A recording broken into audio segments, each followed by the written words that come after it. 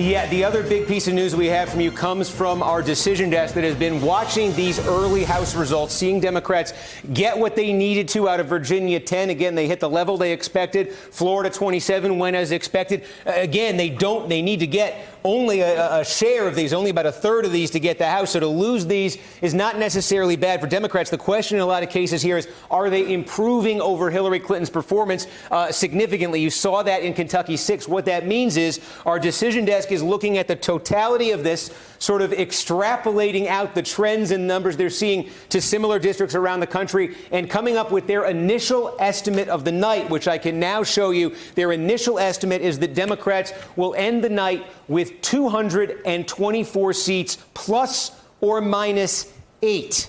So keep that in mind. 224 minus 8 would get you to 216. 216 would be short of the 218 needed for a majority. 224 plus 8 would get you to 232, comfortably over what you need for a majority. And what that means is, if you look at that range, where that number falls in it, we think it's about right now a 65% chance, about a 2/3 chance that when all these districts come in, if these trends hold, about a 2/3 chance that Democrats will end up in control at the end of the night. So again, we're going to see more of these districts start to come in, more of these individual counties and precincts. That number is going to change. I'll tell you now, it might change frequently, but use that as the benchmark. The first estimate of the night comes in with Democrats a range of 216 on the low end to 232 on the high end, and a 2/3 chance at this moment, we think, that they will end up in control of the House. And again, on the low end of that estimate, Steve, which is 216, that is not enough to make Nancy Pelosi Speaker. That would leave,